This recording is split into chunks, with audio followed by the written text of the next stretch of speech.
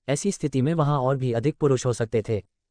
एडिर, Louis और कोडी पहले से ही नाच रहे थे तथा लुइस या उनके साथियों एडिर और कोडी की तरह इस प्रक्रिया का आनंद ले रहे थे।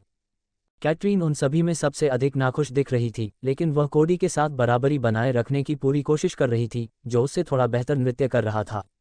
मैं थोड़ा देर से आया हूँ, लेकिन ऐसा लगता है कि मैं सबसे दिलचस्प हिस्से पर आ गया हूँ, क्या आपको नहीं लगता? ट्रॉन ने तीनों नाचने वाली जोड़ियों की ओर देखते हुए पूछा। हाँ, कुछ ऐसा ही। मुझे तो ये भी एहसास नहीं था कि नृत्य इतना सुंदर और शांत करने वाला हो सकता है, एडम ने विचारमग्न भाव से कहा। ट्रॉन ने चारों ओर देखा। मुझे छोड़कर आप ही एकमात्र ऐसे व्यक्ति हैं जो अभी तक नृत्य नहीं करते। क्या आप कोशिश करना चाहेंगे? ट्रॉन ने पूछा, उसकी आवाज़ में थोड़ी दिलचस्पी महसूस हुई। एडम ने एक तरफ देखा, सिल्वाना की तरफ, जो जेना से किसी बात पर बात कर रही थी। वे दोनों बहुत अच्छे लग रहे थे, दोनों ही किसी न किसी चीज़ में अच्छे थे और उनके व्यक्तित्व की झलक उनके रूप रंग में झलक रही थी। ट्रॉन को एडम की हैरान कर देने वाली निगाहों से कुछ समझ में आया, इसलिए वह रिस्का की ओर मुड़ा और बोला, हमारे लिए कुछ शैंपेन लाओ, फिर हम नाचने चलेंगे। ट्रॉन ने शांति से कहा। रिस्का ने बस हल्का सा मुस्कुराया और सिर हिलाया और चली गई। उसे एहसास हुआ कि उसे अभी यहाँ नहीं होना चाहिए था। क्या आप इस लड़की के साथ रिश्ते में हैं? ट्रॉन ने जेना की ओर देखते हुए पूछा। कुछ हद तक, ईमानदारी से कहूँ तो ये सब बहुत ही भ्रामक और अजीब है। मैं लगातार या तो लड़ रहा हूँ या जेलों से भाग रहा हूँ या फिर किसी कठिन लड़ाई से उबरने की कोशिश में निष्क्रिय अवस्था में दिन बिता रहा हूँ। हालांकि ये सब सिर्फ बहाने हैं। एडम ने उदास भाव से गहरी सांस ली। ट्रॉन चुप था, वह ध्यान से उसकी बातें सुन रहा था। मुझे यकीन नहीं है कि मैं कोई रिश्ता चाहता हूँ, और ये जेना के बारे में बिल्कुल भी नहीं है। वह एक अच्छी डॉक्टर है और मुझे एक सामान्य व्यक्ति के साथ रहने में कोई आपत्ति नहीं है। एडम ने हैरान होकर अपना गाल खुजलाया। ट्रॉन ने समझदारी से सिर हिलाया। नृत्य के बारे में मेरे प्रश्न के बाद आप सोच रहे हैं कि किसे चुनना है ना? यदि आप सिल्वाना के साथ जाते हैं तो आप जेना को नाराज कर देंगे, और यदि आप जेना के साथ जाते हैं तो आप सिल्वाना को बाहर कर देंगे, और आप निश्चित रूप से ऐसा नहीं चाहते हैं। एडम की आंखें चौड़ी हो गईं, ऐसा लगा जैसे ट्रॉन ने उसके मन की बात पढ़ ली हो। हालांकि यहाँ कुछ भी आश्चर्यजनक नहीं था, कोई भी इसका पता लगा सकता था। ट्रॉन ने आगे कहा, एडम, तुम्हें कुछ समझना होगा, फैंटम के साथ चीजें थोड़ी अलग हैं। औसत व्यक्ति के लिए सबसे महत्वपूर्ण व्यक्ति आमतौर पर पत्नी या पति होता है। आखिरकार ये वह व्यक्ति है जिसके साथ आप एक नया परिवार और भविष्य बना रहे हैं। ट्रॉन ने रिस्का की ओर देखा, जो पहले से ही 2 गिलास शैंपेन लेकर उनकी ओर आ रहा था। हालांकि फैंटम के लिए ये ऑपरेटर है। निश्चित रूप से आप और सिल्वाना मेरे और रिस्का की तरह प्रेमी नहीं होंगे, क्योंकि सेक्स और भावनाएं सबसे महत्वपूर्ण चीज़ नहीं है जिस पर फैंटम संबंध बना सकता है। एडम ने उसे हैरान होकर देखा, मानो ट्रॉन के शब्द उसके संदेहों को दूर कर सकते हैं। उसे लगातार महसूस हो रहा था कि रिश्तों को समझने में उसकी कोई कमी रह गई है। अगर यह सामान्य मनुष्यों के लिए सेक्स और भावनाएं हैं, तो फैंटम्स के लिए यह क्या है?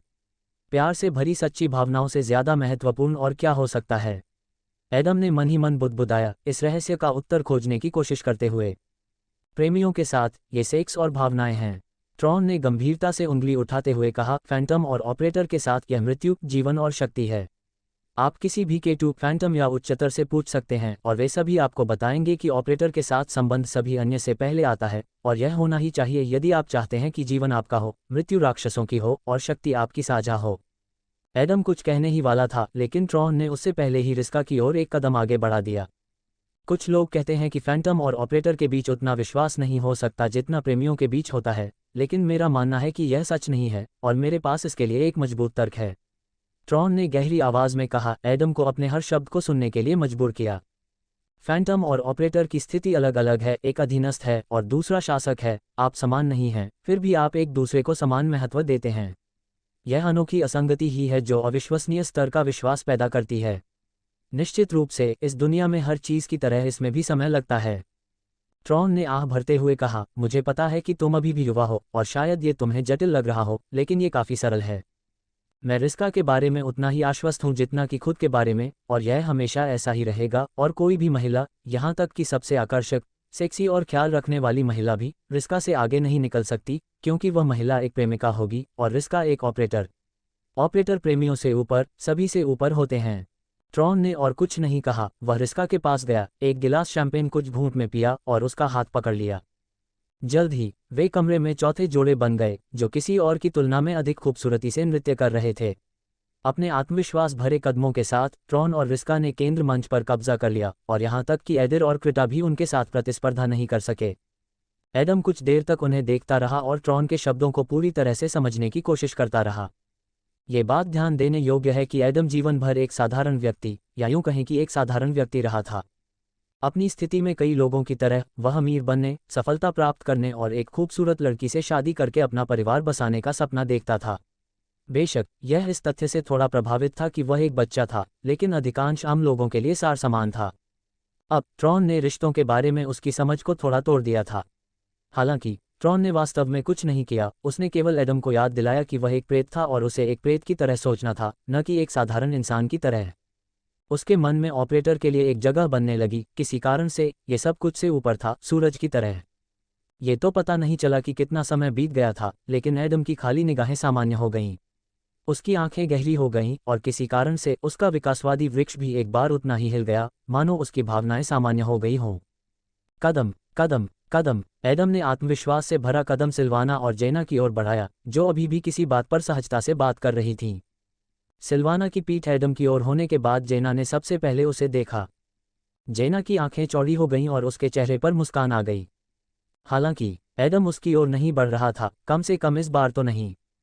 नल। एडम ने सिल्वाना के कंधे को पकड़ा और उसे तेजी से अपनी ओर घुमाया, जिससे वह हैरान होकर उसे देखने लगी।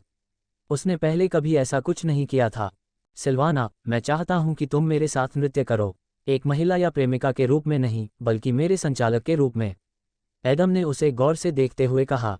सिल्वाना कुछ सेकंड के लिए चुप रही, फिर उसने शराब का गिलास जेना को थमा दिया और अपनी हथेली को थोड़ा नीचे की ओर मोड़ते हुए अपना हाथ आगे बढ़ाया। जैसी तुम्हारी इच्छा। तुम्हें नृत्य करना नहीं आता, इसलिए मैं नेतृत्व करूंगी, सिल्वाना ने बिना किसी हिचकिचाहट के उत्तर दिया। एडम ने सिर हिलाया, उसकी हथेली पकड़ी और हॉल के बीच में चला गया। अजीब बात यह थी कि ट्रॉन और रिस्का ने मुस्कुराकर एक दूसरे को देखा और आखिरी युगल गीत के लिए जगह बनाने के लिए एक तरफ कदम बढ़ा दिए। 5वीं जोड़ी बन चुकी थी और कमरे में कोई और आदमी नहीं बचा था। एडम आखिरी था और उसने सिल्वाना को अपने पहले डांस का नेतृत्व करने के लिए चुना। अन्य लोग भी उनसे समान दूरी पर चले गए, नाचते रहे, लेकिन उनकी गति काफ़ी धीमी हो गई। अच्छा, ऐसा लगता है कि आखिरकार किसी को ये समझ आ गया है कि महिलाओं के साथ कैसा व्यवहार करना चाहिए। एडिर मुस्कुराया। वास्तव में उसे यकीन था कि एडम ने उससे कुछ सीखा है, हालांकि एडम के इस तरह से व्यवहार करने के बहुत अलग कारण थे।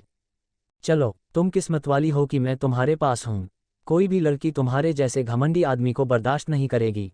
कृता ने नाखुशी से नाक भान सिकुड़ी और दूसरी तरफ देखने लगी। अदिर ने कंधे उचकाए। मैं तो बस उसके आत्मविश्वास से भरे व्यवहार के बारे में कह रहा हूँ। एडिर ने एडम और सिल्वाना की ओर देखा। एडम डांस नहीं कर सकता था, लेकिन चूंकि वह एक फैंटम था, इसलिए उसके लिए डांस करना मुश्किल नहीं था, उसकी गति, ताकत और रिफ्लेक्स की बदौलत। इसके अलावा उसका पावर जीन उसे किसी भी चीज़ को तेज़ी से सीखने की अनुमति देता है। वह उसे पूरे आत्मविश्वास के साथ पकड़ता है और नीचे नहीं जाता, बल्कि दिखाता है कि वह पूरी तरह से उसकी है। एडिर ने स्पष्ट दिलचस्पी के साथ उन्हें देखते हुए टिप्पणी की। हाँ, शायद तुम्हें उससे सीखना चाहिए कि महिलाओं के साथ कैसा व्यवहार करना चाहिए। उसमें तुमसे ज्यादा शिष्टाचार है। कृता मुस्कुराए। वोश। इससे पहले कि कृता कुछ कह पाती, अदिर ने अचानक उसे घुमा दिया और जैसे ही वह रुकी, उसने छत से लटकता हुआ एक विशाल झूमर देखा। अदिर उसे गिरने से बचाने के लिए 2 हाथों से उसे पकड़े हुए था और उसका एक हाथ उसकी पीठ के नीचे था। खैर, उसके मामले में यह कोई आश्चर्य की बात नहीं थी। अब तुम क्या कहती हो? क्या मुझे सुंदर दिखना चाहिए या जैसा हूं वैसा ही रहना चाहिए? अदिर ने कृता की ओर शिकारी नज़र से देखते हुए मुस्कराते हुए कहा। कृता को यह एहसास हुआ कि एडिर क्या करने वाला था, तो वह शर्मा गई। भाड़ में जाओ, बस मुझे चूमो, जैसी तुम्हारी इच्छा, मेरी राजकुमारी। अदिर मुस्कुराया। ... एडम और सिल्वाना सभी के ध्यान का केंद्र बन गए थे, लेकिन एडम को इसका बिल्कुल भी एहसास नहीं था। तब उसके नज़रिए में सिर्फ सिल्वाना थी और कुछ नहीं। उसे बहुत अजीब लगा, सिल्वाना के लिए उसके मन में कोई प्यार या वासना नहीं थी। उसकी क्लीवेज खुली हुई थी, लेकिन वह सिर्फ उसकी आंखों में देखना चाहता था, उसकी छाती में नहीं। ठीक वैसे ही जैसे उसे सिल्वाना को छूने की इच्छा नहीं थी, जैसा कि एडिर कृता के साथ करता था, क्योंकि वे प्रेमी थे। सिल्वाना की भावनाएं अज्ञात थीं, उसका चेहरा हमेशा की तरह शांत था, लेकिन उसकी निगाहें पूरी तरह से अलग थीं। वह समझ नहीं पाए, वह भी एडम जैसी ही स्थिति में थी। वे दोनों यह नहीं बता पाए कि वे क्या महसूस कर रहे थे। वे इसे समझ भी नहीं पाए, लेकिन एक बात पर उन्हें यकीन था, ये सही लग रहा था, क्योंकि वे इसे जारी रखना चाहते थे। क्या हो रहा है? मुझे ऐसा क्यों लग रहा है कि वे कहीं और हैं, जबकि वे हमसे कुछ मीटर की दूरी पर हैं? कायला ने रुकते हुए कहा। लुई मुस्कुराया। किसी दिन तुम अपने ऑपरेटर के साथ वही करोगे जो एडम ने सिल्वाना के साथ किया था। तुम्हें बस ये समझने के लिए समय चाहिए, लुइस ने शांति से कहा और मंच से उतर गया। कायला ने हैरान होकर उसकी ओर देखा, फिर जल्दी से उसके पीछे चली गई। रुको, क्या तुम और अलेक्सिया पहले भी इस स्थिति से गुजर चुके हो? कायला ने कांपती आवाज में पूछा। लुई ने अलेक्सिया की तरफ देखा, जो टेबल पर पैर रखे शराब की बोतल खाली कर रही थी, और उसने थोड़ा सिर हिलाया। यह उसके लिए सामान्य से ज्यादा था और लुई को यह पसंद आया। कुछ महीने पहले अलेक्सिया और मैं भले ही अलग हों, लेकिन फैंटम और ऑपरेटर के लिए ऐसी छोटी छोटी बातें मायने नहीं रखती। इनमें से कोई भी बात मृत्यु, जीवन और शक्ति के आगे महत्वपूर्ण नहीं है। लुइस ने ऐसे कहा जैसे वह कायला को सबसे बड़ा रहस्य बता रहा हो। कैसे? मैं अपने ऑपरेटर के साथ भी ऐसा कैसे करूं? मैं भी ऐसा करना चाहती हूं। कायला ने शर्मिंदा होकर अपने होंठ काटे। लुई ने अपना हाथ हिलाया। सब कुछ बहुत सरल है, क्यों ना आप पहले उससे बात करें और फिर वही करें जो आप वास्तव में चाहते हैं। मुझे यकीन है कि अब तक वह इसके लिए तैयार हो चुका होगा। तुम्हें सच में ऐसा लगता है? वह मुझे मना नहीं करेगा। कायला स्पष्ट रूप से अपने बारे में अनिश्चित थी, लगभग एक गंभीर स्तर तक। लुई कड़वी मुस्कान के साथ बोला, अलेक्सिया के पास वापस जाने से पहले मैं आपके साथ एक रहस्य साझा करना चाहता हूं जिसके बारे में केवल ऑपरेटर ही जानते हैं। कायला की आंखें चमक उठीं, उसे लगा कि यह उसके लिए निश्चित रूप से काम करेगा।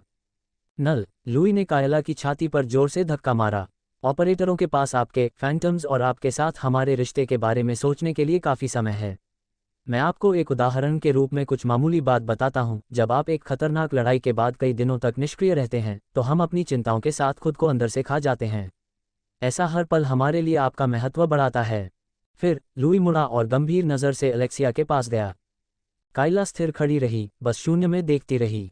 आज का दिन उसके लिए बहुत महत्वपूर्ण था, क्योंकि न केवल वह अधिक आत्मविश्वासी हो गई थी और उसने दोस्त बनाए थे, बल्कि उसे एक प्रेत के रूप में अपनी भूमिका के बारे में बेहतर समझ भी थी।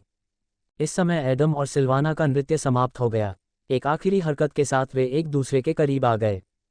उनकी जगह पर ज्यादातर लोग चूम लेते, लेकिन न तो एडम और न ही सिल्वाना ने अपने साथी के होठों पर एक नज़र डाली। उनके लिए सिर्फ उनकी आंखें ही महत्वपूर्ण थीं। आगे क्या होगा? सिल्वाना ने अनिश्चितता से पूछा। क्या हम फिर से नृत्य करेंगे? एडम ने अपना सिर हिलाया। हमें आराम करने की ज़रूरत है। इस नृत्य ने मुझे घंटों की लड़ाई से भी ज्यादा थका दिया है। एडम ने कहा। वह झूठ नहीं बोल रहा था। बेशक शारीरिक रूप से एडम बिल्कुल थका हुआ नहीं था, लेकिन मानसिक रूप से वह पूरी तरह से थक चुका था। सिल्वाना ने चुपचाप सिर हिला दिया। उन दोनों को कुछ देर के लिए रुकना पड़ा। अगले 10 मिनट तक एडम हॉल में इधर उधर घूमता रहा। उसे समझ में नहीं आ रहा था कि क्या करे, उसका मन विभिन्न विचारों से भरा हुआ था। तभी उसकी नज़र बालकनी पर पड़ी और वह तुरंत वहां चला गया। अजीब बात यह थी कि उनका स्वागत सिगरेट के धुएं के बादल से हुआ, लेकिन उसमें चेरी की अच्छी गंध थी जो असामान्य थी। क्या? मुझे नहीं पता था कि तुम धूम्रपान करते हो, एडम ने चकित भाव से लुई की ओर देखते हुए कहा। लुईस ने राख झाड़ते हुए मुस्कुराया। हाँ, मैं आमतौर पर धूम्रपान नहीं करता, केवल बहुत ही कम मौक़ों पर। आमतौर पर मुझे महीने में 10 सिगरेट से ज़्यादा की ज़रूरत नहीं होती, लेकिन यह मेरी तीसरी है। लुईस ने अपना हाथ हिलाया, अपनी उंगलियों के बीच पकड़ी सिगरेट की ओर इशारा करते हुए। एडम ने कड़वाहट से मुस्कुराया। उसने लुइस और कायला की बातचीत नहीं सुनी थी, लेकिन उसे एहसास हुआ कि लुइस अपने जीवन के किसी महत्वपूर्ण क्षण को मानसिक रूप से फिर से जी रहा था। स्वाभाविक रूप से यह अलेक्सिया से जुड़ा था। एडम कुछ देर तक नीले चांद को और फर्स्ट रिंग की दर्जनों गगनचुंबी इमारतों को देखता रहा। झुग्गियों की तुलना में जहां वह अपनी पूरी जिंदगी रहा था, यह एक दूसरी दुनिया की तरह था जहां तकनीक अपने समय से 1000 साल आगे थी। लुइस, मैं कुछ दिन पहले तुमसे कुछ पूछने वाला था, लेकिन मैंने अपना विचार बदल दिया। मैं तुम्हें परेशान नहीं करना चाहता था, लेकिन मुझे डर है कि अब मैं अपनी दिलचस्पी नहीं रोक सकता। मुझे सिल्वाना से जवाब मिला है, लेकिन मैं इसे तुमसे सुनना चाहता हूँ। लुई ने चुपचाप कंधे उचकाए और धुआं उड़ाया। अलेक्सिया नेचुरल बॉर्न फैंटम, तो क्या आप उसकी तरह बनना चाहेंगे? क्या आप मजबूत बनना चाहेंगे, राक्षसों को मारना चाहेंगे और अपना खुद का ऑपरेटर रखना चाहेंगे? कभी नहीं, एडम की बात पूरी होने से पहले ही लुई ने जवाब दिया। पहली बार जब हम मिले तो अलेक्सिया ने मेरी विश्वदृष्टि को पूरी तरह से बदल दिया। एक दयनीय चालबाज से मैं एक बुद्धिमान व्यक्ति बन गया। तुम एक दयनीय चालबाज से एक बुद्धिमान व्यक्ति बन गए हो, एडम ने स्पष्ट रुचि के साथ बुदबुदाया। हाँ, यह कोई बहुत लंबी कहानी नहीं है, लेकिन यह एक चेतावनी भरी कहानी है। अगर तुम चाहो तो मैं इसे तुम्हारे साथ साझा कर सकता हूँ। मैं आज इसके मूड में हूँ। लुइस ने धुआं उड़ाते हुए धीरे से कहा। एडम ने सिर हिलाया। अब तक अलेक्सिया उसके स्तर की सबसे मजबूत फैंटम थी। निश्चित रूप से ट्रॉन, प्रागो, डैमियन और अन्य कहीं अधिक शक्तिशाली थे, शायद दर्जनों गुना अधिक खतरनाक, लेकिन स्तर में अंतर को देखते हुए यह अपेक्षित ही था। लुइस अलेक्सिया का संचालक था, स्वाभाविक रूप से वह उनकी समग्र सफलता का हिस्सा था और उसने इसमें काफी प्रयास किया था। वह अलेक्सिया जैसे राक्षसों को मारने में सक्षम नहीं हो सकता था, लेकिन वह अलेक्सिया के लिए अधिक संख्या में राक्षसों को मारना आसान बना सकता था। ठीक है, तो चलिए शुरू करते हैं। जब मैंने ऑपरेटर अकादमी से पहली बार स्नातक किया था, लुइस ने सोच समझकर कहा, मुझे नहीं पता कि आप जानते हैं या नहीं, लेकिन ऑपरेटर खुद को उस फैंटम के लिए आवेदन कर सकते हैं जिसमें उनकी रुचि हो।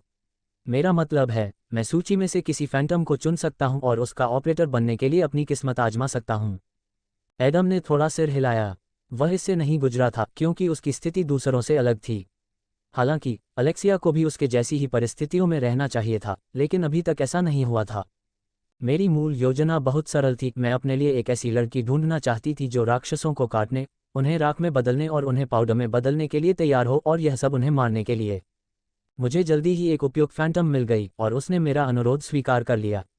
ऐसा होना ही था। आखिरकार मेरे पास अकादमी में सबसे अच्छे ग्रेड थे।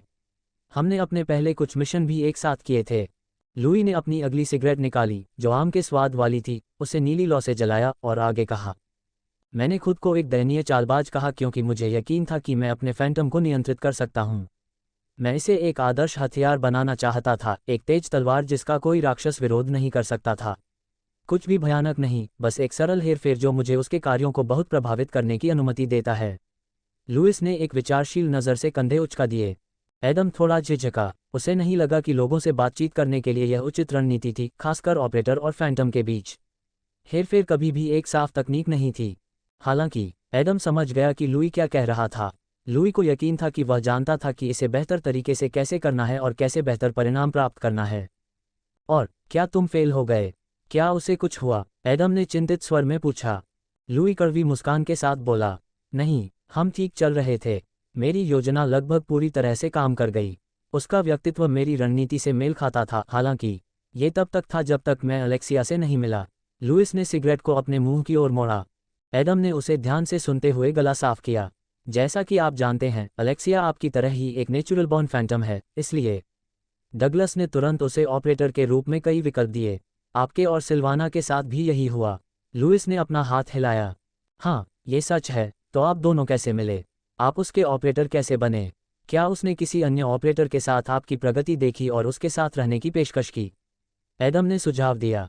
हा हा हा हा हा हा। लुई ने लगभग दुष्टता से ठहाका लगाते हुए हंसते हुए कहा, आपको ऐसी बेवकूफ़ी भरी बातें नहीं कहनी चाहिए। अलेक्सिया आखिरी व्यक्ति है जो डेटा, रेटिंग या किसी भी महत्वपूर्ण जानकारी के आधार पर अपने ऑपरेटर का चयन करेगी। एडम थोड़ा मुस्कुराया। अच्छा, शायद ये सच है, फिर यह कैसे हुआ?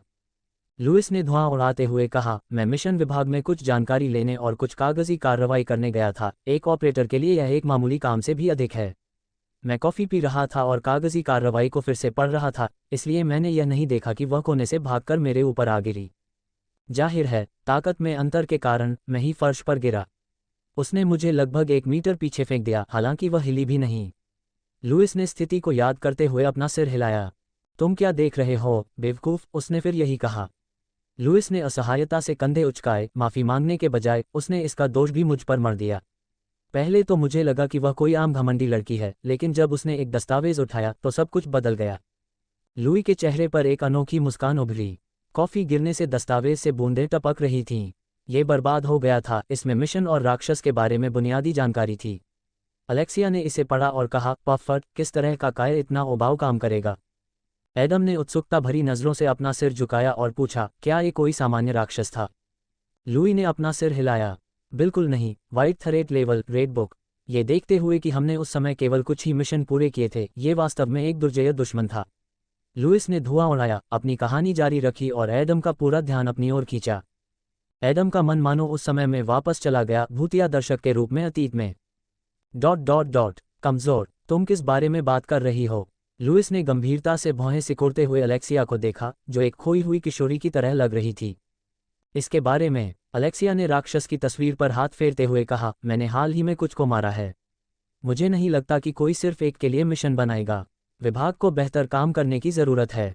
अलेक्सिया ने बेपरवाही से कहा, दस्तावेज को समेटा और उसे सीधे फर्श पर फेंक दिया। हालांकि वह उसे आसानी से कूड़ेदान में फेंक सकती थी, लेकिन उसकी ताकत और गति से वह निशाने पर लग जाता।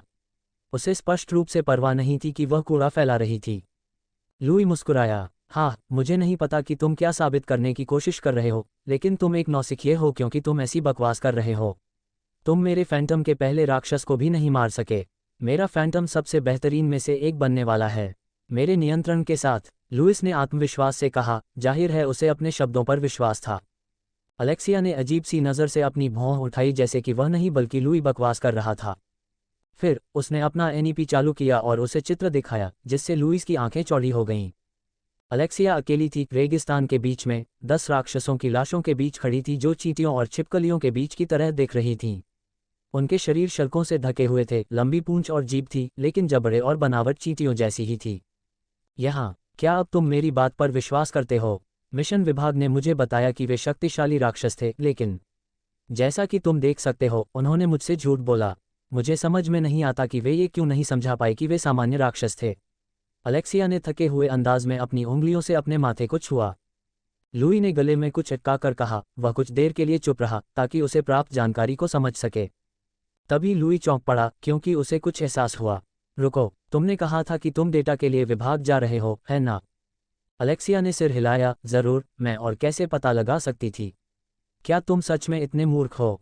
लुई ने उसके अपमान को नज़रअंदाज कर दिया क्योंकि उसका ध्यान किसी और चीज़ पर केंद्रित था। तुमने अपने ऑपरेटर से यह क्यों नहीं पूछा?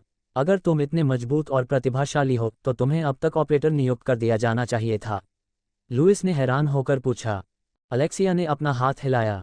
मुझे पता है, मुझे पहले ही दिन 3 ऑपरेटर ऑफर किए गए, फिर एक और फिर एक और। हालांकि 10 में से कोई भी मुझे पसंद नहीं आया।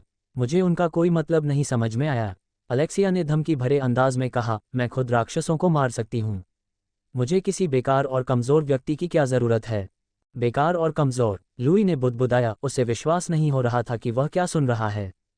उसके प्रेत ने उसकी आज्ञाओं को सुना और जैसा उसने कहा वैसा ही किया, इसलिए वे सफल रहे और सब कुछ उसकी योजना के अनुसार चल रहा था। लुइस की चालाकी की रणनीति काम कर रही थी।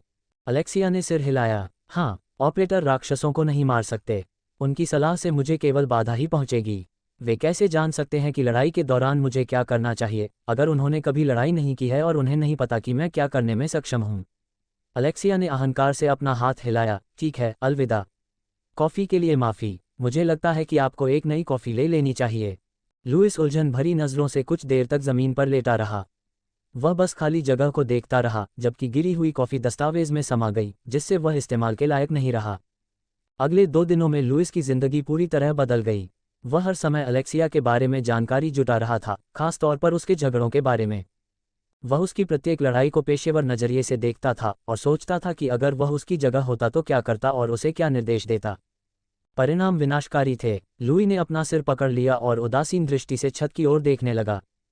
उन सभी परिस्थितियों में जिनमें उसे मर जाना चाहिए था या गंभीर रूप से घायल हो जाना चाहिए था, वह किसी तरह चमत्कारिक रूप से विजयी हुई। इसके अलावा, अगर मैं उसका ऑपरेटर होता और उसने मेरे निर्देशों का पालन किया होता, तो वह निश्चित रूप से उन सभी स्थितियों में मर जाती। लुइस ने मन ही मन बुदबुदाया। तभी उसकी नज़र अलेक्सिया की प्रोफाइल पर गई। उसके पास अभी भी ऑपरेटर नहीं था। अगर मेरे पास तलवारबाजी का कौशल नहीं है तो मैं तेज तलवार नहीं चला सकता। नहीं, वह भी नहीं। मैं किसी को तलवार चलाना कैसे सिखा सकता हूँ अगर मैं शारीरिक रूप से तलवार का वजन नहीं उठा सकता? उसी समय लुइस ने एक बड़ा जोखिम उठाया। यह उसके लिए असामान्य था। आमतौर पर वह हमेशा शांत और संयमित रहता था। उसने अपने विकल्पों की गणना की थी और बैकअप योजनाएं बनाई थीं। लेकिन फिर उसे लगा कि उसे अब कार्रवाई करनी होगी। लुई ने अपने ऑपरेटर को छोड़ दिया जो उसकी प्रतिष्ठा के लिए एक आपदा थी। फिर वह अलेक्सिया की ओर चल पड़ा। डिंग डिंग डिंग। कुछ मिनटों के बाद अलेक्सिया के अपार्टमेंट का दरवाज़ा खुला। लुइस उसके सामने खड़ा था। उसने कमर पर हाथ मोड़कर सिर झुकाया। क्या ये तुम हो? तुम्हें क्या चाहिए? अलेक्सिया ने अपने हाथों में चिप्स का पैकेट पकड़ते हुए पूछा। कृपया मुझे अपना फैंटम बनने दो। मैं वादा करता हूं कि मैं बाकियों से बेहतर बनूंगा। लुइस ने अपनी हथेली को अपनी छाती पर दबाते हुए कहा। नहीं, तुम बेकार हो, अलेक्सिया ने तीखी आवाज़ में कहा और उसके सामने दरवाज़ा बंद कर दिया। लुई कुछ मायनों में दूसरों से ऊपर था। वह एक धनी परिवार से था जिसने उसे रुतबा, शिक्षा और शिष्टाचार दिया था। उसकी सुंदरता, बुद्धिमत्ता और चालाकी से हर कोई ईर्ष्या करता था, और सबसे महत्वपूर्ण बात यह थी कि इन सभी खूबियों ने उसे खराब नहीं किया, बल्कि उसे और भी ऊपर चढ़ने में मदद की। वह सबसे लोकप्रिय ऑपरेटर अकादमी के सर्वश्रेष्ठ स्नातकों में से एक बन गया। ऐसा केवल उसके श्रम, इच्छा और असीम इच्छाशक्ति से ही प्राप्त किया जा सकता था। जाहिर है, इन सभी कारकों पर विचार करते हुए उसके लिए एक सक्षम फैंटम ढूंढना काफ़ी आसान था, जो उसने किया। हालांकि लुइस ने जोखिम उठाया, अपना फैंटम छोड़ दिया और अपनी प्रतिष्ठा बर्बाद कर दी, ये सब अलेक्सिया का ऑपरेटर बनने की खातिर। लेकिन वह केवल एक बात में गलत था, अलेक्सिया ने उसे ठुकरा दिया था। बाम! दरवाज़ा उसके सामने बंद हो गया, जिससे वह पूरी तरह से हैरान और खो गया। अजीब बात है, ऐसा अक्सर होता है, हर चीज़ का हिसाब लगाने के बाद सबसे छोटी छोटी चीज़ों में भी गलतियां हो जाती हैं। अलेक्सिया ने सुबह तक अपना दरवाज़ा नहीं खोला और लुइस अभी भी वहां था। वह दीवार के सहारे झुका हुआ सो रहा था, उसके नीले बाल उसके कंधों पर गिर रहे थे। तब यह उतना लंबा नहीं था जितना अब है। तुम यहाँ क्या कर रहे हो? अलेक्सिया ने भौहें से कुढ़ी, जिससे लुई गहरी नींद से जाग गया। ओह, तुम आखिरकार बाहर आ ही गए, लुई ने धीरे से अपनी आंखें खोलते हुए कहा। वह अभी भी नींद में था। अलेक्सिया ने नाक भान से कुढ़ी। चले जाओ, अगर मैं तुम्हें फिर से यहाँ देखूंगी तो मैं तुम्हें पीटूंगी और मुझे परवाह नहीं होगी कि तुम एक सामान्य व्यक्ति हो, अलेक्सिया ने आत्मविश्वास से कहा। उसकी आवाज़ में कोई अहंकार नहीं था, उसके शब्दों में केवल आत्मविश्वास था। रुको, रुको, तुम क्यों नहीं चाहते कि मैं तुम्हारा ऑपरेटर बन जाऊं? लुइस ने जल्दी से खड़े होकर कहा। उसे एहसास हुआ कि यह शायद उसका आखिरी मौका था। अलेक्सिया ने अपना हाथ हिलाया। यह विशेष रूप से आपके बारे में नहीं है। मुझे ऑपरेटर की आवश्यकता नहीं है। आप मेरे लिए किस काम के हैं? अलेक्सिया आगे बढ़ी। मत जाओ, लुई ने आगे बढ़कर अलेक्सिया को कंधे से पकड़ लिया। इससे पहले कि वह कुछ समझ पाता, अलेक्सिया ने तेजी से मुड़कर उसका गला पकड़ लिया। उसके पास इतनी ताकत थी कि वह उसे एक हाथ से जमीन से ऊपर उठा सके और धीरे धीरे उसका गला घोंटने लगी। लुइस का चेहरा ऑक्सीजन की कमी से लाल हो गया। उसने अलेक्सिया की पकड़ ढीली करने की कोशिश की, लेकिन यह बेकार था। उसकी शक्ति उसकी एक उंगली भी हिलाने के लिए पर्याप्त नहीं थी। देखा, मिशन के दौरान तुम्हारी सलाह से मुझे केवल बाधा ही होगी, क्योंकि तुम मेरे जितने मजबूत नहीं हो, अलेक्सिया ने उसे गौर से देखते हुए कहा। मैं न केवल युद्ध के दौरान उपयोगी हो सकता हूँ। अलेक्सिया ने असमंजस में अपना सिर झुकाया। उसने अपनी पकड़ थोड़ी ढीली की, जिससे लुइस को आह भरने का मौका मिला। लुई ने बगल की ओर देखा, अलेक्सिया के अपार्टमेंट का एक हिस्सा देखा। जैसा कि उसने उम्मीद की थी, ये सफाई और आराम की सराहना करने वाले किसी भी व्यक्ति के लिए एक वास्तविक दुर्स्वप्न था। अलेक्सिया को इस बात की परवाह नहीं थी कि उसके फर्श और उसके घर के अन्य हिस्सों में क्या या कितना पड़ा हुआ है। मैं सफाई कर सकता हूँ। और साथ ही लुई ने अलेक्सिया का ध्यान आकर्षित करने की कोशिश करते हुए कहा, मैं बहुत अच्छा खाना बना सकता हूँ। उसी क्षण अलेक्सिया की आंखें चौड़ी हो गईं और उसने लुइस को छोड़ दिया। वह खांसते हुए और अपनी गर्दन पकड़ते हुए जमीन पर गिर पड़ा। क्या ये सच है? अलेक्सिया ने चमकती आंखों से उसकी ओर झुकते हुए पूछा। लुई ने सिर हिलाया। जरूर, कृपया मुझे एक मौका दीजिए। अलेक्सिया ने सोच विचार कर अपने होठों को छुआ। क्या आप उस स्थिति में रसोइया या चौकीदार नहीं हैं? क्या ऑपरेटरों का काम यही होना चाहिए? लुई मुस्कुराया। ऑपरेटर का काम अपने फैंटम के परिणामों को बेहतर बनाने और उसे अधिकतम संभव तक पहुंचाने के लिए हर संभव प्रयास करना है। अगर आपको एक शक्तिशाली राक्षस को मारने के लिए बस एक स्वादिष्ट दिन की ज़रूरत है, तो मैं आपकी हर इच्छा पूरी करूंगा, लुइस ने जवाब दिया। जवाब में अलेक्सिया कुछ देर तक इधर उधर घूमती रही, फिर वह अचानक लुइस के पास पहुंची, उसकी आंखों में गौर से देखते हुए। ऐसी स्थिति में अब तुम मेरी हो। अगर मुझे तुम्हारा खाना पसंद नहीं आया तो मैं तुम्हें अस्वीकार कर दूंगी। शायद लुइस को मुस्कुराना चाहिए था या फिर हिम्मत से जवाब देना चाहिए था, जो कि उसकी शैली थी। शायद उसे कुछ और चालाक विकल्प चुनना चाहिए था, लेकिन तभी उसके साथ कुछ हुआ। हमेशा वही स्थिति पर नियंत्रण रखता था, यहाँ तक कि वह संचालक भी था, फिर भी उसका ये भरोसा कम नहीं हुआ कि सब कुछ उसकी निगरानी में है। लुई बस अलेक्सिया को देखता रहा और वह केवल एक ही शब्द बोल सका, हाँ। अच्छा, अलेक्सिया ने प्रसन्नतापूर्वक कहा, जैसे ही वह अपार्टमेंट में वापस चली गई। मैंने अभी तक नाश्ता नहीं किया है। उस दिन लुई ने सिर्फ सफाई और खाना पकाने का काम किया। ऐसा लग रहा था कि उसका असीम धैर्य भी काम पूरा करने के लिए काफ़ी नहीं था। अलेक्सिया लुइस की मदद का पूरा आनंद ले रही थी, उसे बिल्कुल भी शर्मिंदगी महसूस नहीं हो रही थी। ऐसा लग रहा था कि अलेक्सिया के लिए शर्म या चतुराई जैसी कोई चीज़ नहीं थी। रात काफ़ी हो जाने के बाद ही लुइस बैठकर आराम कर पाया। अरे, क्या तुम्हें कुछ और चाहिए? लुई ने ऊपर देखते हुए पूछा, लेकिन अजीब बात यह थी कि किसी ने कोई जवाब नहीं दिया। लुई ने देखा अलेक्सिया, जो पहले से ही खुश मुस्कान के साथ सोफे पर सो गई थी। लुई ने कड़वी मुस्कान के साथ अपना सिर हिलाया और उसे प्लेट से ढकने के लिए उठ खड़ा हुआ। अजीब बात यह है कि उसे तब शांति महसूस हुई जो उसे पहले कभी नहीं हुई थी। अलेक्सिया उससे ज्यादा मजबूत थी और उसने ये दिखाया, इसलिए उसने जानबूझकर खुद को उनकी जोड़ी में दूसरी भूमिका में रखा। अगर वह प्रभारी नहीं था तो सारी जिम्मेदारी उस पर नहीं थी, जिसका मतलब था ऐसा लगता है कि इस पूरे समय मैंने केवल अपने भ्रम पर ही विश्वास किया है कि मेरा नियंत्रण मुझे आत्मविश्वास देता है। केवल अब मैं राहत की सांस ले सकता हूँ, लुई ने मन ही मन कहा, अलेक्सिया को प्लेट से सावधानीपूर्वक ढकते हुए। एडम ने कुछ बार पलकें झपकाईं, मानो वह किसी ऐसी कहानी से लौट रहा हो जिसने उसे पूरी तरह से अपने में समाहित कर लिया था। तुम क्या सोचते हो? मैं डींग नहीं मारना चाहता, लेकिन मुझे लगता है कि मेरी और अलेक्सिया की शुरुआत बहुत खास है, लुइस ने चेहरे पर हल्की मुस्कान के साथ कहा। एडम ने गहरी सहमति में सिर हिलाया। हाँ, ये निश्चित रूप से सच है। तो आप अपनी प्रतिष्ठा बचाने और अपने खाना पकाने और सफाई कौशल की वजह से अलेक्सिया के ऑपरेटर बनने में सक्षम थे। हालांकि यह मूर्खतापूर्ण है। पूरी बात यह है कि आपकी समझ बदल गई है, एडम ने सोच समझकर कहा। हा, ठीक है, तुम गलत नहीं हो, लुई ने हंसते हुए कहा। जरूर, कारण कुछ पकाए गए खाने से कहीं ज्यादा गहरा है। लेकिन अगर मैं खाना नहीं बना पाता तो अलेक्सिया को मेरा खाना पसंद नहीं आता और इस तरह हमारी जोड़ी का अस्तित्व नहीं रह पाता। कभी कभी सबसे बड़ी चीजें भी छोटी छोटी बातों पर निर्भर हो सकती हैं। एडम ने तारों भरे आकाश की ओर देखा और सिल्वाना द्वारा उसके लिए पकाए गए भोजन को याद किया। खाना बनाना एक बहुत ही उपयोगी कौशल है, लुई हल्का सा मुस्कुराया। ऑपरेटर अकादमी में वे जानकारी एकत्र करना और अंडे को ठीक से उबालना या मालिश करना दोनों सिखाते हैं। कई वर्षों के अध्ययन में हमने हर पहलू को कवर किया है। हालांकि सभी ऑपरेटर मेरे या सिल्वाना जैसे नहीं हैं, लुइस ने कहा। उसकी निगाहों में थोड़ी सी अवमानना की झलक दिखाई दी। एडम ने उसे हैरानी भरी नज़र से देखा। ऑपरेटर्स अकादमी हमेशा 2 ब्लॉकों में विभाजित होती है, पुरुष और महिला, जो समझ में आता है। हमें कुछ बारीकियों को छोड़कर लगभग एक जैसी चीजें सिखाई जाती हैं, लेकिन कुल मिलाकर हम 2 समूहों के रूप में बहुत अलग हैं, लुइस ने आगे कहा। सबसे पहले, हर कोई ऑपरेटर नहीं बनना चाहता। कई लोगों को उनके माता पिता अकादमी में भेजते हैं क्योंकि ऑपरेटर बनना प्रतिष्ठित और गढ़ के लिए महत्वपूर्ण है। वे आमतौर पर पहली परीक्षा भी पास नहीं कर पाते। दूसरे, सभी पुरुष इस बात से खुश नहीं हैं कि उन्हें खाना बनाना, सफाई करना, मालिश करना आदि सीखना है, और यह सब उन्हें अपने प्रेत के पहले अनुरोध पर करना होगा। यह उनके गौरव को ठेस पहुंचाता है क्योंकि वे भोलेपन से मानते हैं कि ऑपरेटरों को केवल मिशन की तैयारी और राक्षसों के बारे में जानकारी इकट्ठा करने से ही मतलब रखना चाहिए। एडम ने गले में कुछ अटकाकर कहा।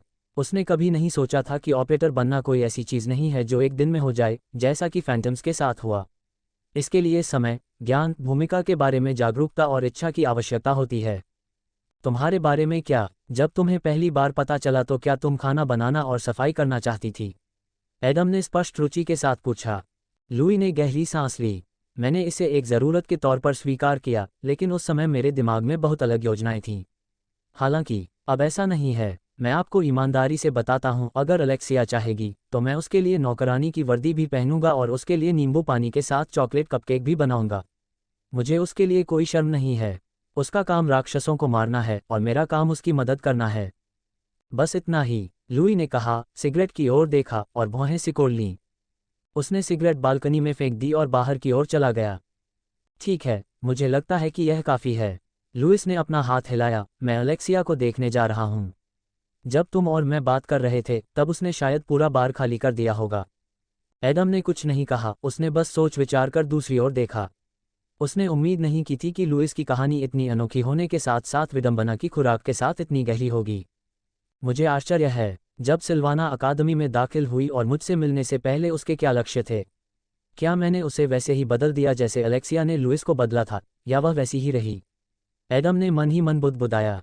समय तेजी से बीत गया और जल्द ही एक और व्यक्ति बालकनी में आया। एडम अपनी पहली इच्छा भूल गया, लेकिन जैसे ही उसने उसे देखा उसे याद आ गया। ज़ेरा, एडम ने कहा और उसके दिमाग में ब्लैक स्वान और विल्फ्रेड की छवि उभर आई। ज़ेरा उसके दोस्तों में से एकमात्र ऐसी थी जो संभवतः उनसे संबंधित थी। ओह एडम, तो तुम इतने समय से यहीं थे। हमने तुम्हें खो दिया। ज़ेरा ने शराब का आधा खाली गिलास पकड़े हुए मुस्कुराया। एडम ने सिर हिलाया। हाँ, लुइस और मैं बात करने लगे। हालांकि शुरू में मैं तुमसे बात करना चाहता था, एडम ने उसे गौर से देखते हुए आत्मविश्वास से कहा। ज़ेरा ने हैरान होकर अपनी भौहें उठाईं और खुद की ओर इशारा किया। तुम्हें हमारी पहली मुलाकात याद है न? एडम ने पूछा। ज़ेरा कुटिलता से मुस्कुराए। जरूर, उस समय तुम कोमल और असुरक्षित, खोई हुई और भ्रमित थी, अब तुम काफी नाटकीय रूप से बदल गई हो। ज़ेरा ने अपनी उंगली काटी। क्या तुम अभी भी उन तस्वीरों का आनंद ले रही हो जो मैंने तुम्हारे लिए तैयार की हैं? एडम ने अपना सिर हिलाया। मैंने उन्हें केवल एक बार देखा है। ज़ेरा ने अपने गाल फुलाकर भौहें सिकुड़ीं। फिर वह उसके पास गई, गहरी सांस ली और उसकी आंखें गहरी हो गईं। उस स्थिति में आप दूसरे फोल्डर के बारे में बात कर रहे हैं, है ना? ज़ेरा ने आगे देखते हुए कहा। हाँ, लेकिन मैं एडन हैंक के बारे में बात नहीं कर रहा हूँ। मुझे पहले ही पता चल गया है कि उसका एक लक्ष्य है और उसे हासिल करने के लिए वह किसी भी हद तक जा सकता है। मुझे विवरण नहीं पता, लेकिन रुझान स्पष्ट है। मैं जानना चाहता हूँ, आप ब्लैक स्वान से कैसे जुड़े हैं? एडम ने गंभीरता से कहा, दूर स्थित गगनचुंबी इमारतों से अपनी नज़र नहीं हटाते हुए। ज़ेरा का चेहरा ठंडा पड़ गया। ऐसा लग रहा था कि वह इस विषय पर चर्चा नहीं करना चाहती थी। वे जानते थे कि मैं आपसे मिलना चाहूंगी और उन्होंने मुझसे ये तस्वीरें मांगी, मेरी नहीं, बल्कि प्रयोगों की। मैंने ऐसा इसलिए नहीं किया क्योंकि मैं उनके साथ थी, बल्कि इसलिए क्योंकि मैं उनका ऋणी था। एडम ने स्थिति का आकलन करते हुए उसकी ओर एक त्वरित नज़र डाली। ब्लैक स्वान, या यूं कहें कि उनके कई सदस्यों ने मेरे छोटे भाई को बचाया। ज़ेरा ने धीरे से कहा, स्पष्ट रूप से खुद पर काबू पाते हुए। ये स्पष्ट था कि उसे इसके बारे में बात करने में कठिनाई हो रही थी। ज़ेरा ने आगे कहा, वह एक साधारण आदमी था जो जल्दी से अमीर बनना चाहता था ताकि वह फर्स्ट रिंग में जीवन का आनंद ले सके। उसने ये सब हताशा में किया। हताशा? एडम ने अंदर ही अंदर उलझन में बड़बड़ाया। उसे यकीन नहीं था कि ज़ेरा के भाई की अमीर बनने की इच्छा की वजह हताशा क्यों थी। खैर, हर चीज़ अपने समय पर होती है। वह लोअर रिंग में एक ऐसा व्यवसाय शुरू करने की कोशिश में आ गया जो बिल्कुल कानूनी नहीं था। उसने सोचा कि यह सबसे अच्छा और सबसे तेज़ विकल्प था। जाहिर है, इसका अंत अच्छा नहीं हुआ। वह एक बाहरी और एक साधारण आदमी था, इसलिए उसका अपहरण कर लिया गया और उसे जान से मारने की धमकी दी गई। ज़ेरा रुकी, गहरी सांस ली और आगे बोली, मुझे नहीं पता था कि क्या करना है। मुझे तुरंत कुछ करना था, लेकिन मैं लोअर रिंग में नहीं जा सकता था। मैं उस समय सिर्फ एक के ज़ीरो फैंटम था। और ब्लैक स्वान ने मुझसे संपर्क किया। उन्होंने शायद किसी तरह मेरी बातचीत सुन ली होगी या विभिन्न साइटों पर मेरी पोस्ट देख ली होगी। मैंने उसे बचाने के लिए हर संभव कोशिश की, आप जानते हैं। एडम ने गहरी सहमति में सिर हिलाया। एक पल के लिए उसने कल्पना की कि ट्रिसी ज़ेरा के भाई की जगह पर होती, जिससे वह सिहर उठा। खैर, उन्होंने उसकी मदद की। जल्द ही मेरा भाई घर आ गया और ऐसा लगा कि यह सुखद अंत था। लेकिन अगर मेरी एकमात्र समस्या राक्षस होते तो जीवन बहुत आसान होता। ज़ेरा ने अपने होंठ लगभग खून से लथपथ काटते हुए कहा, उस दिन हमारे बीच बहुत बहस हुई थी। यह उस बिंदु तक पहुंच गई जहां मुझे उसकी निराशा का कारण समझ में आ गया। मेरे विपरीत, उसके पास पाक नहीं था और वह एक प्रेत नहीं बन गया। एडम की आंखें चौड़ी हो गईं।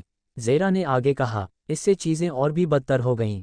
हम एक दूसरे पर चिल्लाते रहे और बात इस हद तक पहुंच गई कि मैंने कह दिया कि मैं नेचुरल बॉर्न फैंटम हूं।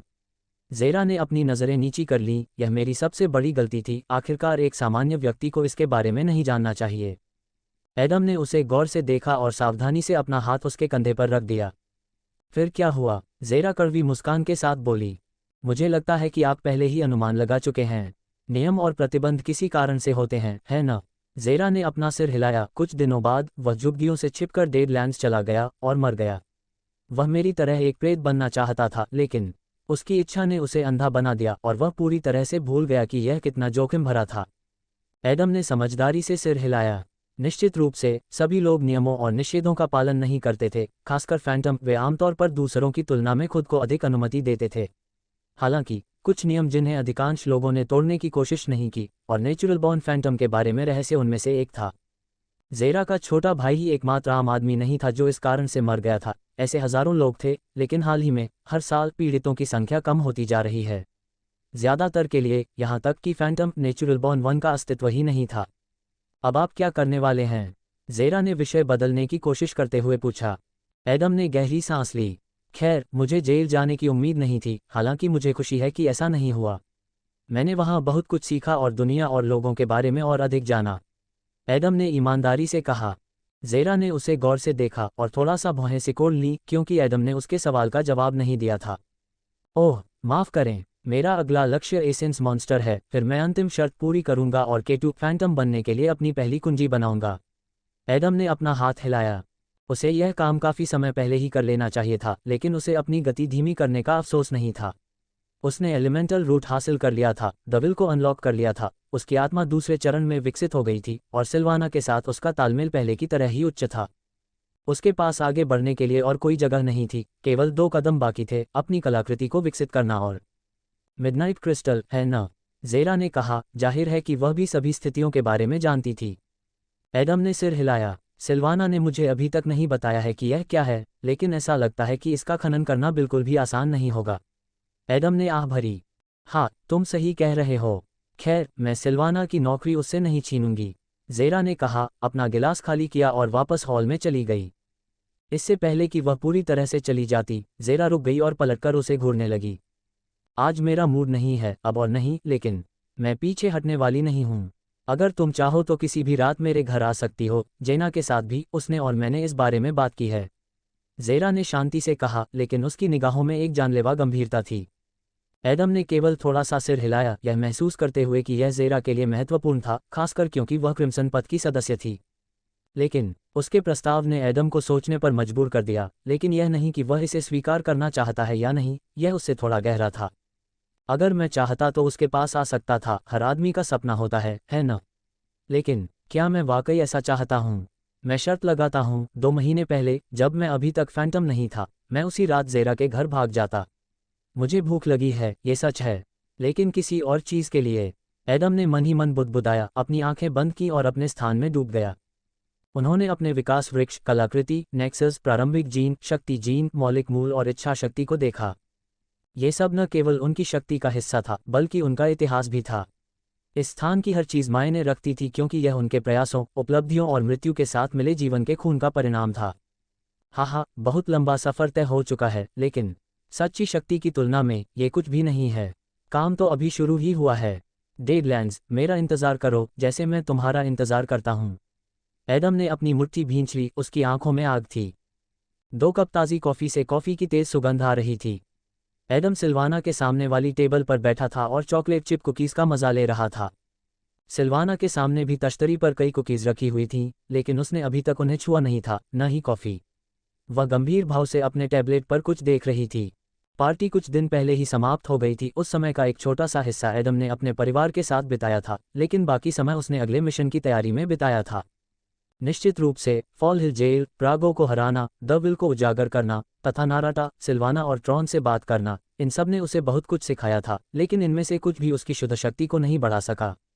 अंत में, केवल डेडलैंड्स में ही फैंटम मजबूत हो सकता था। एडम समझ गया और लंबे समय में अपने पहले मिशन पर जाने से खुश था। तो मेरा लक्ष्य कौन है? एडम ने कॉफ़ी का घूंट लेते हुए पूछा।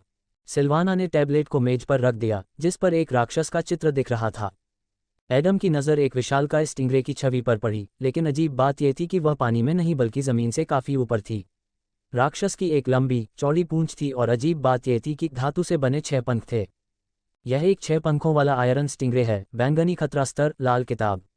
सिल्वाना ने समझाया, कुछ हफ्ते पहले इस क्षेत्र में विसंगतियों का एक झरना दिखाई दिया। वे अचानक गायब हो गए और जल्द ही यह राक्षस दिखाई दिया। एडम ने सोच विचार कर अपनी ठोड़ी रगड़ते हुए सिर हिलाया। मिशन विभाग 1 सप्ताह पहले उस राक्षस के लिए ऑर्डर देना चाहता था, क्योंकि उसने क्षेत्र को बहुत खतरनाक बना दिया था। हालांकि मैंने स्थिति को समझाया और उन्हें ऑर्डर न देने और आपको इससे निपटने के लिए समय देने के लिए राजी किया। मैं समझ गया, ये कितना शक्तिशाली है। मेरा मतलब है, क्या ये राक्षस रैंकिंग में है? एडम ने अपना हाथ हिलाया। अलेक्सिया के साथ नॉर्थ कीपर को हराने के बाद वह अपेक्षाकृत कमज़ोर विरोधियों से लड़ना नहीं चाहता था। एडम को यकीन था कि आगे बढ़ने के लिए उसे कठिनाई का स्तर बढ़ाना होगा, या कम से कम उसी स्तर पर बने रहना होगा। सिल्वाना ने जवाब देने से पहले कुछ देर के लिए अपनी आंखें बंद कर लीं। आमतौर पर, यह विशेष सार राक्षस जिसने बिजली की कलाकृति को अवशोषित किया था, उसे शीर्ष 15-20 के रूप में दर्जा दिया जाएगा। हालांकि, चून की विसंगतियों का एक समूह था और इस प्रकार केंद्रीय कलाकृति काफ़ी शक्तिशाली थी, इसलिए ये 6 पंखों वाला आयरन स्टिंगरे थोड़ा मजबूत है। शायद शीर्ष 12। एडम मुस्कुराया। अच्छा, ये निश्चित रूप से नॉर्थ कीपर नहीं है, लेकिन ये बहुत कठिन भी लगता है। सिल्वाना ने टैबलेट एक तरफ रख दिया और कुकी का एक टुकड़ा खा लिया। मुझे यकीन है कि आप अच्छा करेंगे, लेकिन यह मिशन बाकी सभी से थोड़ा अलग होगा। एडम ने उसे प्रश्नवाचक दृष्टि से देखा। सिल्वाना ने आह भरते हुए कहा, जब तक आप ब्रास पपेट के साथ लड़ाई को नहीं गिनते, यह आपका पहला एकल मिशन होगा। आपके साथ हार्वेस्टर्स भी नहीं होंगे, वे बाद में सामग्री इकट्ठा करने आएंगे। एडम को अपनी क्षमताओं पर पूरा भरोसा था, लेकिन जल्दी ही उसे एहसास हो गया कि उनके सामने एक बड़ी समस्या है। क्या कुछ गड़बड़ है? सिल्वाना ने अपनी भौं को थोड़ा ऊपर उठाया और उसे गौर से देखा। एडम ने शर्म से अपना गाल खुजाया। ठीक है, मुझे वहां अकेले ही गाड़ी चलानी पड़ेगी, मुझे कोई आपत्ति नहीं है, लेकिन मैं गाड़ी चलाना नहीं जानता। हा, सिल्वाना ने अपनी हथेली से अपना मुंह ढकते हुए खिलखिलाकर हंसी। ऐसी प्रतिक्रिया उसके लिए सामान्य नहीं थी। एडम ने भौहें सिकुड़ी। उसे समझ नहीं आया कि इसमें क्या मजाक था। उसके परिवार के पास कार खरीदने के लिए पैसे नहीं थे, उसके पास वह हुनर सीखने के लिए कोई जगह नहीं थी। चिंता मत करो, तुम्हें कहीं गाड़ी चलाने की जरूरत नहीं पड़ेगी, सिल्वाना ने हाथ हिलाकर कहा। एडम ने असमंजस में अपना सिर झुका लिया। चूंकि यह काफ़ी दूर है और मिशन काफ़ी महत्वपूर्ण है, इसलिए मिशन विभाग ने आपके लिए विशेष रूप से एक लड़ाकू विमान नियुक्त किया है। बहुत उत्साहित मत होइए, ये सिर्फ इसी मिशन के लिए है, सिल्वाना ने शांति से समझाया। अच्छा, इस तरह मैं बहुत जल्द वहां पहुंच जाऊंगा। एडम ने उत्साहित भाव से अपनी मुट्ठी भींच ली। सिल्वाना ने अपना कुकी खत्म करते हुए सिर हिलाया। ... अगले दिन सुबह सुबह एडम फोर्ट नॉर्टन की ओर चल पड़ा और लड़ाकू विमान के टेक ऑफ पैड की ओर बढ़ चला। अजीब बात यह है कि इस बार भी लैंग ही था, वही पायलट जो एडम और सिल्वाना को बेस्टियन रेडॉन तक लाया था। ओह, काफ़ी समय हो गया है न? लैंग ने सिगरेट पीते हुए अपना हाथ हिलाया। वेब से ज़र्गनेट द्वारा संचालित बराक ने आखिरकार बताया कि मिशेल के साथ असल में क्या चल रहा है। कमला हैरिस के पति पर परेशान करने वाले आरोप लगे। एडम ने सिर हिलाया। जहां तक मुझे पता है, केवल शक्तिशाली और प्रभावशाली फैंटम के पास ही अपने पायलट होते हैं। क्या ये सचमुच किस्मत है कि हम फिर से मिले हैं? लैंग ने बेपरवाही से कंधे उचकाए। मुझे लगता है कभी कभी संयोग पागलपन भरे होते हैं। मैंने अपने जीवन में इससे भी अजीब परिस्थितियां देखी हैं। फिर लैंग ने अपनी सिगरेट फेंक दी और अपना हाथ हिलाया। चलो, हम 5 मिनट में निकलने वाले हैं, चलो समय बर्बाद न करें। और लैंग ने रुककर कहा, तैयार रहो, हम पर हमला होने की संभावना है। मैं उस क्षेत्र से एक से अधिक बार गुजरा हूं, वहां के राक्षस बहुत आक्रामक हैं। एडम ने आत्मविश्वास से सिर हिलाया। उसे एहसास हुआ कि उसके मामले में यह और भी ज्यादा संभव था, क्योंकि वह एक नेचुरल बॉर्न फैंटम था। ... लैंग ने सभी सेंसर चेक किए, आदेश का इंतजार किया और रस्टी रूइंस की ओर बढ़ गया। हालांकि 6 पंखों वाला आयरन स्टिंगरे रस्टी रूइंस में नहीं था, या यूं कहें कि उस क्षेत्र में बिल्कुल नहीं था। उनका लड़ाकू विमान रस्टी रूइंस की सीमा की ओर उड़ रहा था, जहां ये क्षेत्र एक अन्य अधिक दूर स्थित तथा जटिल क्षेत्र साल्ट विलेज से मिलता था। अपने नाम के बावजूद ये बंजर भूमि के बीच में बसा एक छोटा सा गांव नहीं था। साल्ट विलेज नमक की मोटी परतों से ढका एक विशाल क्षेत्र था और जमीन से बाहर निकले हुए खंडहर थे। हालांकि कुछ मायनों में साल्ट विलेज रस्टी रूइंस की तरह था, क्योंकि यह केंद्र के जितना करीब था, उतनी ही अधिक संरचनाएं और खतरनाक राक्षस थे। एडम को बैंगनी खतरे के स्तर से अधिक शक्तिशाली किसी चीज का सामना करने के बारे में चिंता करने की जरूरत नहीं थी, क्योंकि 6 पंखों वाला आयरन स्टिंगरे रस्टी खंडहर की सीमा से केवल 100 मीटर की दूरी पर था। Beep beep beep. अचानक लैंग के रडार पर कई लाल बिंदु दिखाई दिए। राक्षस करीब आ रहे थे। एडम, हाँ, मैं समझ गया। खैर, मुझे लगता है कि मुझे उनसे लड़ना भी नहीं पड़ेगा। एडम ने मध्यम शक्ति वाले दर्जन भर राक्षसों की ओर देखते हुए मुस्कुराते हुए कहा।